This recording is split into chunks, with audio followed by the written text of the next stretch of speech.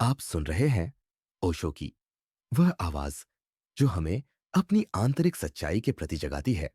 इस अंतिम भाग में हम सीधे उस चुनौती का सामना करेंगे जो ओशो ने सामने रखी। क्या आप अकेले खड़े होने का साहस रखते हैं?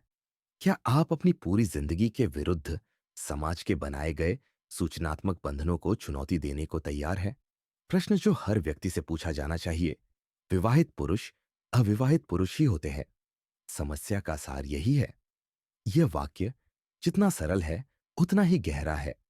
ओशो यहां जो यह बता रहे हैं कि केवल सामाजिक स्थिति बदलने से शादीशुदा या अकेला व्यक्तित्व की असल चुनौती नहीं मिटती। असली सवाल यह है, क्या आप अपने अस्तित्व के लिए लड़ने के लिए तैयार हैं? क्या आप पूरी दुनिया के खिलाफ जाने के लिए तैयार हैं? क्या आपके भीतर इतना भरोसा है कि आप अकेले खड़े रह सकें बिना किसी बाहरी समर्थन के?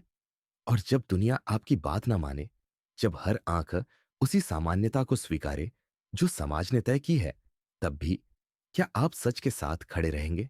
यहां पर ओशो डर नहीं पैदा कर रहे, वे सच्चाई दिखा रहे हैं। सच्चाई यह है कि सच्चाई अक्सर अल्पसंख्यक होती है, पर इसकी वैधता संख्या से नहीं, अनुभव से मापी जाती है। अकेले खड़ा होना मुश्किल, मगर जरूरी अकेले खड़ा होना आसान नहीं। जब आप महसूस करते हैं कि पूरी दुनिया आपके खिलाफ है, तब चकरा जाना मानवीय है। ओशो कहते हैं, वह पल आता है जब आप संदेह करने लगते हो।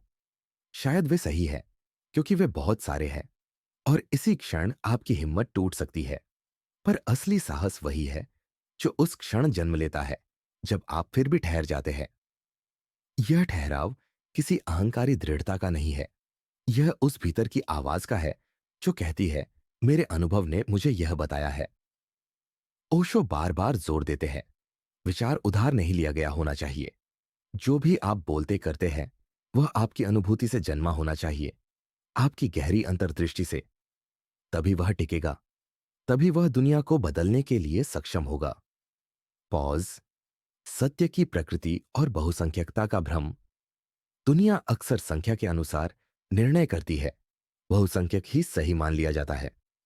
पर ओशो हमें याद दिलाते हैं कि इतिहास में महान परिवर्तन अक्सर अल्पसंख्यकों ने किए। सत्य का विशाल परिमाण जनसंख्या से नहीं आता, वह आंतरिक चेतना और अनुभव से आता है। यदि सच आपका है, चाहे कितने भी लोग आपके खिलाफ हों, तब भी सच की सच्चाई बदलती नहीं। ये बात आपको क्लासिक अधिकार का विश्वास देती है।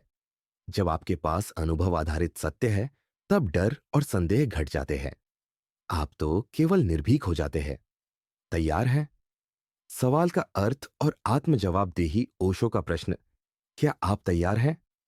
सिर्फ साहस का परीक्षण नहीं है, वह संपूर्ण आत्म जवाबदेही का आह्वान है।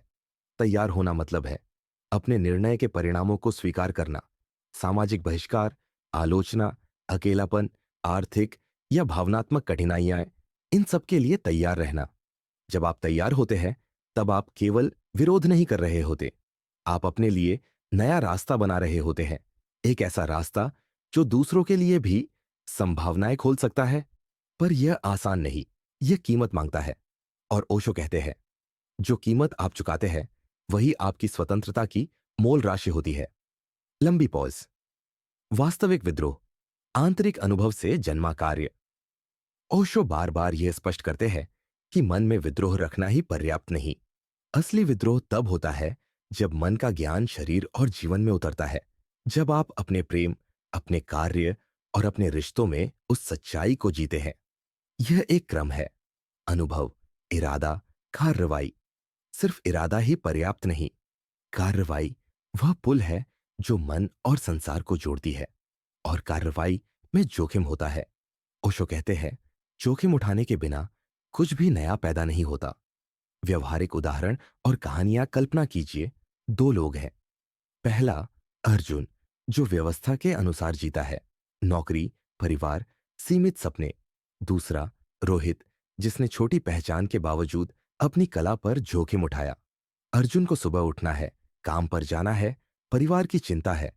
वर्षों बाद अर्जुन खुद पे सवाल करता है, क्या यही मेरा लक्ष्य था? वह संतुष्ट नहीं होगा, पर समाज के मानदंडों ने उसे स्थिर कर दिया है। दूसरी ओर, रोहित ने शुरू में कठिनाइयां देखी, असफलताएं, मजाक, आर्थिक कमी, पर वह अपनी आंतरिक सच्चाई से नहीं हटा। वर्षों बाद उसकी सच्चाई ने कुछ लोगों को प्रेरित किया, कुछ परंपराएं चुनौती दी और कुछ नई दिशाएं खोली। ओशो कहते हैं, असली परिवर्तन हमेशा छोटे छोटे साहसों से बनता है। किसी ने सच बोला, किसी ने ऊंचे मानदंडों को अस्वीकृत किया, किसी ने समाज द्वारा नॉर्मल कही हुई चीजों को चुनौती दी। ये छोटे विद्रोह मिलकर बड़ा आंदोलन बना सकते हैं। पॉज। रिश्तों में सत्य और स्वतंत्रता का संतुलन। ओशो केवल अकेले विद्रोह की बात नहीं कर रहे, वे रिश्तों में भी स्वतंत्रता का रास्ता दिखाते हैं। विवाह या कोई भी निकट संबंध तभी स्वस्थ होगा जब दोनों पक्षों के भीतर स्वतंत्रता और जिम्मेदारी का समन्वय हो। यहां पर कुछ व्यावहारिक बातें जो आप अपने रिश्तों में अपना सकते हैं। साफ संवाद, अपने अनुभव और सीमाओं को स्पष्ट रूप से व्यक्त करें, भय से नहीं, सच्चाई से। स्वायत्तता बनाए रखना, साथी की मौजूदगी में भी अपनी आंतरिक खोज और अनुष्ठान बनाए रखें। यह प्रेम को नियंत्रित नहीं कराता, बल्कि उसे समृद्ध बनाता। साझा जोखिम, जब कोई बड़ा निर्णय ले, दोनों मिलकर जोखिम पर चर्चा करें, अलग अलग नहीं, सिर्फ सामाजिक दबाव से निर्णय ले। ओशो का कहना है कि रिश्ते तभी गुलामी न बने जब दोनों व्यक्ति आपकी और मेरे की सीमाओं का सम्मान करें और साथ साथ बढ़े।